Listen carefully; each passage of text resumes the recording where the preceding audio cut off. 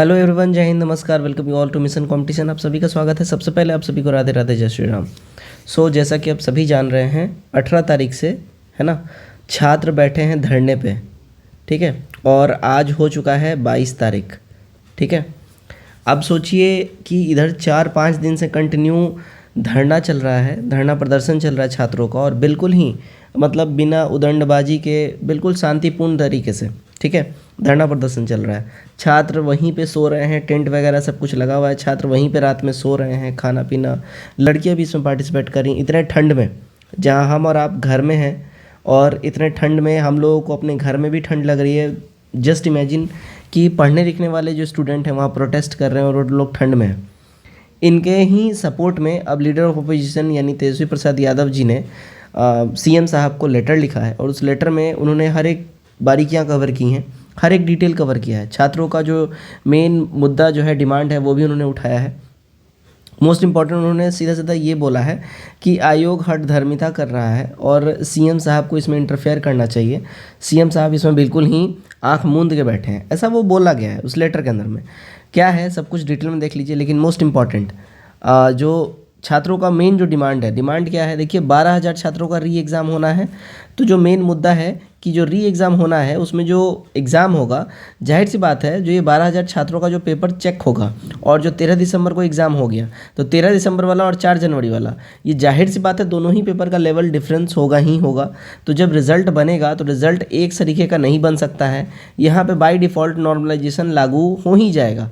ये मेन मुद्दा है, ठीक है। धरने पे बैठे छात्रों का मेन मुद्दा यही है कि नॉर्मलाइजेशन लागू हो ही जाएगा, इस वजह से पूरा का पूरा एग्ज़ाम कैंसिल होना चाहिए। सीधा सीधा बात है, सीधा ये बोला जा रहा है, पूरा एग्ज़ाम कैंसिल होना चाहिए। और छात्र अब फिर से बोल रहे हैं कि भाई और दूसरे जगह पे भी ऐसा कदाचार हुआ है, ठीक है, तो आयोग को उसको भी देखना चाहिए। अब क्या है सारा मामला आप लोग जान ही रहे हैं, लेकिन पहले लेटर क्या है देख लीजिए, उसके बाद बाकी की बातें हम लोग करते रहेंगे। तो देखिएगा, ये ऑफिशियल लेटर आपके साथ मैं यहाँ पर शेयर कर रहा हूँ, जो leader of opposition Tejashwi Prasad Yadav ji के द्वारा लिखा गया है। देखिएगा क्या क्या है। देखिए 22 तारीख का आज का लेटर है ये। आदरणीय मुख्यमंत्री जी, पूर्व में मैंने बिहार लोक सेवा आयोग की 17वीं संयुक्त प्रारंभिक परीक्षा में अभ्यर्थियों की समस्याओं से अवगत कराते हुए उनके समाधान हेतु आपसे अनुरोध किया था। आपको स्मरण होगा कि समस्त अभ्यर्थियों के हित में मैंने मांग की थी कि परीक्षा पूरी तरह कदाचार मुक्त हो, लेकिन सतत अनुरोध के बावजूद आयोग की हठधर्मिता और व्याप्त भ्रष्टाचार के कारण इस परीक्षा में भी कदाचार जैसी घटनाएं हुई, ठीक है, जो आपके सिस्टम में गहरे जड़ जमा चुके भ्रष्टाचार का घोतक है। साथ ही अभ्यर्थियों के भविष्य और सतत परिश्रम का पर एक भयंकर आघात है।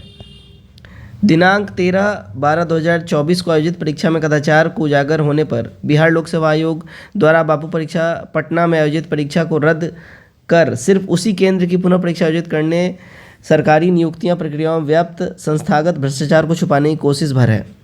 ऐसी परिस्थिति में समस्त अभ्यर्थियों के हित में आपके समक्ष निम्नलिखित मांगे मैं रखता हूं। पहला क्या है मांग, देखिएगा, परीक्षा आयोजन में सभी अभ्यर्थियों के लिए लेवल प्लेइंग फील्ड उपलब्ध कराना चाहिए। सरकार एवं बिहार लोक सेवा आयोग की अहम जिम्मेवारी है अलग अलग तिथियों में अलग अलग प्रश्न पत्रों द्वारा लिए गए प्रतियोगिता परीक्षाओं में अभ्यर्थियों का मेधा का सही मूल्यांकन संभव नहीं है। बेसिकली ये वहीं बोला जा रहा है कि डिफरेंट डेट्स में 2 पेपर हो जाएंगे, तो 2 पेपर जब डिफरेंट डेट्स में हो गया तो भाई रिजल्ट कैसे बनेगा, बिना नॉर्मलाइजेशन लगाए कैसे बनेगा, तो उसी चीज़ की बातें हो रही हैं। अब यहाँ बोला जा रहा है सेकंड डिमांड में, बापू परीक्षा केंद्र लगभग 12,000 अभ्यर्थियों के परीक्षा संचालन हेतु सहायक केंद्र अधीक्षक, वीक्षक, सहायक एवं चतुर्वर्गीय कर्मी सरकारी कर्मी न होकर प्राइवेट एजेंसी के कर्मी थे। स्टेट पीसीएस जैसी महत्वपूर्ण परीक्षा में प्राइवेट एजेंसी के बाह्य लोगों द्वारा परीक्षा संचालन करवाना कहाँ तक न्यायोचित है। यानी यहाँ ये भी डिमांड किया है कि भाई सरकारी कोई भी स्टाफ नहीं था, जो बाहर से कोई वेंडर हैं जो प्रोवाइड कराते हैं, तो बेसिकली प्राइवेट ऐसा कोई वेंडर हायर किया गया था जो ऐसा स्टाफ प्रोवाइड कराते, तो ये गलत है। थर्ड पॉइंट है, बापू परीक्षा केंद्र सहित कई अन्य सेंटरों पर भी कदाचार की सूचना प्राप्त हुई है, जिससे पूरी की पूरी परीक्षा प्रक्रिया दूषित प्रतीत हो रही है। आयोग ने खुद माना है कि कदाचार मुक्त परीक्षा नहीं हुई है। ऐसी स्थिति में आयोग द्वारा दिनांक 13/12/2024 को संपन्न 17वीं संयुक्त प्रारंभिक प्रतियोगिता परीक्षा की पूरी तरह रद्द करते हुए सभी अभ्यर्थियों के लिए पुनः परीक्षा आयोजित की जाए। तो ये डिमांड्स किए गए हैं, और यहाँ पे कुछ और भी है, देखिएगा। 2-3 और भी डिमांड्स है, ये भी देख लीजिए आप लोग। तो नंबर 4 में है, देखिएगा कि आयोग के सर्वर की खामी के कारण रजिस्ट्रेशन करने के बावजूद लगभग 90,000 अभ्यर्थी फॉर्म भरने से वंचित रह गए, उन्हें ही परीक्षा फॉर्म भरने का मौका दिया जाए। कुछ निजी कोचिंग संस्थानों द्वारा परीक्षा से पहले जारी मॉडल प्रश्न पत्र के प्रश्नों में से 25% से अधिक प्रश्नों का टैली कर जाना क्या एक संयोग मात्र है, इसकी भी जांच आवश्यक होनी चाहिए। 6 नंबर पॉइंट है, इस परीक्षा में हुए व्यापक कदाचार की स्वतंत्र और निष्पक्ष जांच, न्यायिक जांच कराते हुए दोषियों के खिलाफ कठोर कार्रवाई की जानी चाहिए। 7वां नंबर में है, हजारों अभ्यर्थी ठंड के मौसम में खुले में रात दिन बाहर लोक सेवा आयोग की हठधर्मिता एवं असंवेदनशील व्यवहार के विरोध में विगत कई दिनों से धरना प्रदर्शन कर रहे हैं, जिससे कईयों का स्वास्थ्य चिंताजनक होता जा रहा है। इस परिस्थिति में उनकी समस्याओं को सौहार्दपूर्ण समाधान की दिशा में पहल करते हुए धरना प्रदर्शन को समाप्त करने की कोशिश की जाए, वरना उनकी जान माल का जवाबदेही सरकार होगी। ठीक है। 8वां और लास्ट यहाँ पे पॉइंट लिखा गया है, पुनः हमारी मांग है कि बीपीएससी पीटी पुनः परीक्षा एक दिन एक शिफ्ट एक पेपर एक पैटर्न में बिना पेपर लीक के संपन्न कराई जाए। लाखों प्रतिभावान बिहारी छात्रों के हित में मैं आशा करता हूँ कि आप इन मांगों पर सहानुभूतिपूर्वक विचार करेंगे और अभ्यर्थियों की समस्याओं का समाधान करेंगे। तो यहाँ पे जितना भी हमारा डिमांड है सब कुछ यहाँ पे इंक्लूड किया गया है।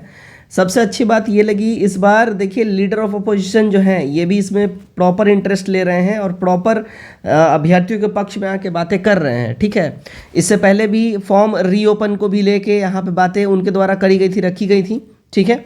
अब इस बार भी रखी जा रही हैं। अब होपफुल रहना चाहिए कि छात्रों के पक्ष में इस बार तो आयोग ज़रूर सोचे, क्योंकि जो ठंड में छात्र बेचारे जो बाहर बैठे हैं, जो मर रहे हैं ठंड में, जो परेशान हो रहे हैं, जिनकी तबीयतें ख़राब हो रही हैं, उनके बारे में आयोग को डेफिनेटली ही थोड़ा सा संवेदनशील होना चाहिए और सोचना चाहिए। मोस्ट इंपॉर्टेंट सरकार को भी सोचना चाहिए। इसके ऊपर आपका क्या राय है कमेंट कर जरूर बताइए और वीडियो को ज़्यादा शेयर जरूर करिए मित्रों में। जय हिंद।